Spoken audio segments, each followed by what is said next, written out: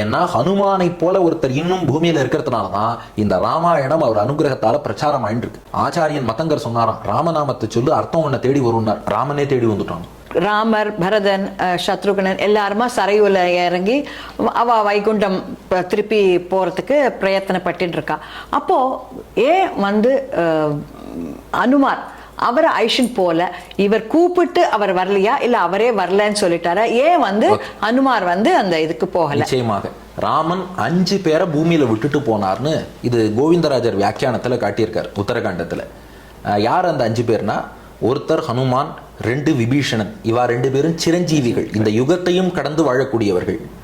அடுத்த 3 பேர் யாருன்னா, ஜாம்பவான், மைந்தன், த்விவிதன். ஜாம்பவான் கலியுகம் முடியும் வரை ஆயுசு கொண்டவர். ஜாம்பவான் தான் அடுத்த கிருஷ்ணாவதாரத்துல தம் பொண்ணு ஜாம்பவதியை கிருஷ்ணனுக்கு கல்யாணம் பண்ணி கொடுத்து மாமனாராகவும் ஆறார். ஸோ அவர் கலியுகம் வரைக்கும் அவர் கண்டினியூ ஆவார். மைந்தன், த்விவிதன் 2 வானரம். அவ பிரம்மாட்டேந்து இந்த சதுர்யுகம் பூர்த்தி ஆகும் வரை ஆயுள் வாங்கியிருக்கா. ஆனா அதுல த்விவிதன்கிறவன் மட்டும் அடுத்த கிருஷ்ணாவதாரத்துல பலராமன் அபச்சாரப்பட்டு பலராமன் வதம் பண்ணிடுறார் த்விவிதனை. மைந்தன்கிறவன் இன்னும் இருக்கான்.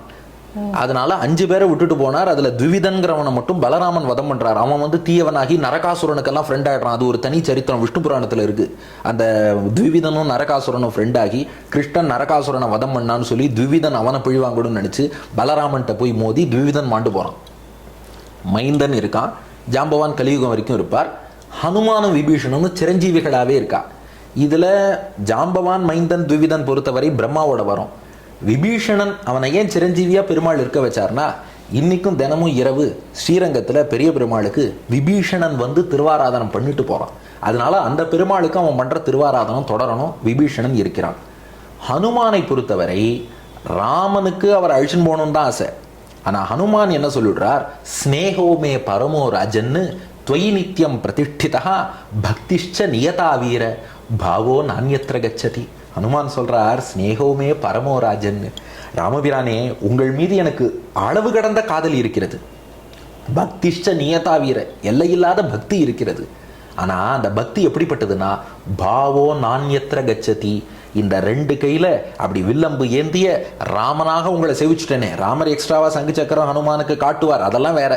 ஆனா மெயினான வடிவம் அந்த வில்லம்பு ஏந்தி கொண்டு இந்த கோதண்டபாணி ராமனாக சேவிச்சுட்டேன் இல்லையா. இந்த வடிவத்துல சேவிச்ச உங்களை வைகுண்டநாதனாக அங்க போய் ஆதிசேஷன் மேல் அமர்ந்த திருக்கோலத்தில் சேவிப்பதில் கூட எனக்கு விருப்பம் இல்லை. ராமனை கண்ட கண்கள் இன்னொன்றை காணாது, என் அமுதினை கண்ட கண்கள் மற்றொன்றினை காணாவே. அதனால இங்கேயே இருந்துடுறேன்னு ஹனுமான் சொல்கிறாராம். அப்போ ராமபிரான் கேட்கறான், பூமியிலேயே இருக்கேன்னு சொல்றேளே, எங்க வாழ்வேள்னு கேட்டான். எனக்கு என்ன கவலை, எத்திர எத்திர ரகுநாத கீர்த்தனம் தத்திர தத்திர கிருத்த மஸ்தகாஞ்சலி பாஷ்பவாரி பரிபூர்ணலோச்சனம் மாருதிம் நமத ராட்சசாந்தகம்னு எங்கெல்லாம் ராமாயணம் பாடுறாளோ அங்கெல்லாம் கண்ணும் கண்ணீருமா அமர்ந்து அந்த ராமாயணத்தை கேட்டுக்கொண்டு அத்தோடு இருந்து விடுகிறேன். என்ன செய்வாயின்னு கேட்டான். நானும் சேர்ந்து பாடுறேன், ராமராமான்னு உன் ராம நாமத்தை பாடுறேன், ராமாயணத்தை பாடுறேன், இதுக்கு மேல வாழ்க்கையில என்ன வேணும், இதை பாடின்னு அப்படியே இருந்துடுறேன். சரி, என்ன சேவிக்கணும்னா என்ன பண்ணுவேன்னு கேட்டாராம். நீ பூஜித்த பெருமாள் திருவரங்கநாதன் இருக்காரு ஸ்ரீரங்கத்துல, அந்த ரங்கநாதனை போய் சேவிச்சேன்னா உன்னை சேவிச்ச அனுபவம் கிடைச்சிடும். இருந்தாலும் என்னை கட்டி அணைத்து கொள்ள வேண்டும், தழுவ வேண்டும் என்றால் அதெல்லாம் கோவில்ல போய் பண்ண முடியாது என்றார். புதுசா வேண்டாம், கண்டேன் சீதையைன்னு சொன்ன போது நீ என்ன ஆலிங்கனம் பண்ணிண்டியே, அந்த உன்னுடைய வாசனை இன்னும் என் தோல்ல இருந்துட்டே இருக்கு. இப்படி மோந்து பார்த்தாலே உன்னை ஆலிங்கனம் பண்ண சந்தோஷம் வந்துடும்.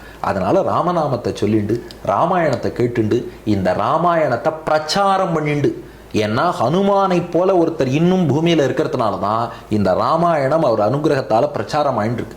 ஏன்னா எத்தனை லட்சம் வருஷங்கள் முன்னாடி ராமன் அவதாரம் பண்ணாலும் இத்தனை லட்சம் வருஷங்களை கடந்து இந்த ராமாயணம் இன்னும் இருக்குன்னா ஆஞ்சநேயர் அனுகிரகம் இல்லாம அது சாத்தியமா?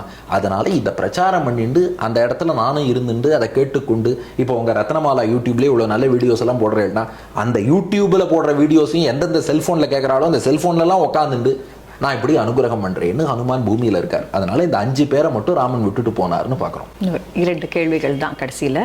அதாவது காயத்ரி மந்திரம் அதனுடைய உதய இது ராமாயண சாரத்திலேருந்து வந்தது அப்படின்ற மாதிரி சில பேர் சொல்றாங்க. அந்த மாதிரி வேற ஏதான மந்திரங்கள் இருக்கா? இதுல என்ன மந்திரங்கள் இதுலேருந்து ஈஸியா எல்லாருக்கும் நம்ம பக்தாள்லாம் சொல்றதுக்கு எது சொன்னா நம்மளுக்கு பல? நிச்சயமா, ஏன்னா மக்களுக்கும் அவளுடைய அனுஷ்டானத்துக்கு பிரயோஜனமா நம்ம ஏதாவது சொல்லணும். காயத்ரி ராமாயணத்திலேருந்து வரல, ராமாயணம் தான் காயத்ரியிலிருந்து உருவானதுன்னு ஒரு தியரி இருக்கு. அதாவது காயத்ரி மந்திரம்ங்கிறது எப்போதும் இருந்துட்டு இருக்கு. அந்த காயத்ரி மந்திரத்துல மெயின் மந்திர பார்ட்ல 24 எழுத்து இருக்கும். மந்திரத்தை நாம ஓப்பனா சொல்லக்கூடாது, ஜபம் மனசுக்குள்ள தான் பண்ணணும். தத் ச வி துர் அந்த மாதிரி ஆரம்பிச்சு வரும். அந்த காயத்ரியில என்னென்ன எழுத்துகள் இருக்கோ அந்த எழுத்தில் தொடங்கும்படியான ஸ்லோகங்கள் 1000 ஸ்லோகத்துக்கு ஒரு முறை வால்மீகி ராமாயணத்துல வரும். வால்மீகி ராமாயணத்துல மொத்தம் 24,000 ஸ்லோகங்கள், காயத்ரியில 24 எழுத்து. அப்போ முதல் ஸ்லோகம் பார்த்தா தபஸ்வாத்தியாய நிரத்தம், தத் சவித்து, அதுல தபஸ்வாத்தியாயன்னு ஆரம்பிக்கும். அதுபோல சா வி து வா ரே நீ யம் அந்த மாதிரி காயத்ரியில அந்த ஒவ்வொரு எழுத்தும் என்னென்ன இருக்கோ அதே சக்சசிவ் லெட்டர்ஸ் 1000 ஸ்லோகங்களுக்கு ஒரு முறை வரக்கூடிய அந்த ஸ்லோகத்துல முதல் எழுத்தாக காயத்ரியில உள்ள சக்சசிவ் லெட்டர்ஸ் இருக்கும். அப்போ 24,000 ஸ்லோகாஸ்னா 1000 ஸ்லோகத்துக்கு ஒரு முறை இந்த 24 லெட்டர்ஸ்ல ஒரு லெட்டர்ல ஆரம்பிக்கும்படியாக ஒரு ஸ்லோகம் இருக்கும். அதனால ராமாயணத்தை காயத்ரியின் சாரம், காயத்ரியில இருந்து உருவானதுன்னு நாம சொல்றோமே ஒழிய, மற்றபடி ராமாயணத்துல மந்திரம் உண்டானா ராமாயணத்தில் காட்டப்பட்ட ஒரே உயர்ந்த மந்திரம் ராமோ ராமோ ராம இதி பிரஜானாம் அபவன் கதா ராமபூதம் ஜெகதபூத் ராமே ராஜ்யம் பிரசாசத்தின்னு ராம ராம ராம ராம ராம ராமன் ராமநாம சொல்றோமே, இதை விட என்ன சிறந்த மந்திரம்? ஏன்னா சகசிரநாம தத்துல்யம் ராமநாம வரானனேங்கிறோம். ராமநாமத்தை சொன்னா விஷ்ணு சகசிரநாமம் 1000 திருநாமங்களை சொன்ன மாதிரிங்கிறோம். அது எப்படி 1000 நாமங்கள் சொன்னதுக்கும் 3 தடவை ராமன் சொல்றதுக்கும் ஒன்னாகுமா? ஆகும். சான்ஸ்கிரிட்ல ஒவ்வொரு எழுத்துக்கும் ஒரு எண்ணிக்கை உண்டு. யாரா லாவா, யா வரிசையில ரா எத்தனாவது எழுத்து? 2.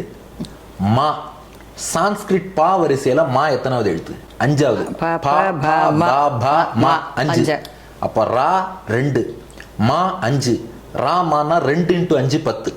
ஏன்னா அல்ஜிப்ரால ஏபினா A × B, ராமானா ரா × மா, 2 × 5 10. ராமா ராமா ராமானா 10 × 10 × 10 1000. சகசிரநாம தத்துல்யம் ராமநாம வரானனே. அதனால 1000 நாமங்களுக்கு இந்த ராமநாமம் என்பதை 3 முறை சொன்னாலே அது நிகராக ஆகிவிடும். அதனாலதான் வால்மீகி ஒரு ரிஷி எப்படி உருவானார்னா, அவர் ஆரம்பத்துல வழிப்பறி கொள்ளையெல்லாம் பண்ணிட்டு இருந்தார். நாரதர் அவருக்கு ராமநாமம் உபதேசம் பண்றார். சொல்ல முடியல, மராமரான்னு சொல்ல ஆரம்பிச்சார். மராமராம ராம ராம ராம ராம ராம ராம என்றாகி அந்த ராமநாமத்தால் அவர் ஒரு ரிஷியானார் என்று பார்க்கிறோம். அதுபோல விஸ்வாமித்திரர், அவருக்கு ராமனை ராமானு கூப்பிடவே கொஞ்சம் ஹெசிடேஷனா இருந்துதான். வசிஷ்டர் வச்ச பேராச்சே, அதை சொல்லி நாம கூப்பிடுறதா? ஆனாலும் அந்த ராமநாமத்தின் இனிமை அவரையே ஈர்த்து கௌசல்யா சுப்ரஜா ராமா பூர்வா சந்தியா பிரவர்த்ததே உத்திஷ்ட நரசார்தூல கர்த்தவியம் தெய்வமாந்திகம்னு சுப்பிரபாதம் பாடுறார். அதுபோல சபரி ராமநாமத்தை சொல்லிண்டே இருந்தா. ஆச்சாரியன் மத்தங்கர் சொன்னாராம், ராமநாமத்தை சொல்லு அர்த்தம் உன்னை தேடி வரும்னார். ராமனே தேடி வந்துட்டான். அதுபோல சம்பாதி, கம்பராமாயணத்துல பார்க்குறோம், சம்பாதி ரெக்கைகள்லாம் புசுங்கி போய் கிடக்கார். வானராள்கிட்ட சொல்றார் ராமநாமம் பாடுங்கோங்கிறார். ராமநாமம் பாட பாட அவருக்கு ரெக்கைகள்லாம் முளைச்சி அப்படி ஒரு சுத்தி இலங்கையில தான் சீத்தை இருக்கான்னு ஒரு எட்டு பார்த்துட்டே வந்துடுறார் அப்படின்னு ரசமா சொல்றார். அதுபோல ஹனுமான் இலங்கை நோக்கி பறந்து போறார். நிறைய தடைகள் வந்துட்டே இருந்தது.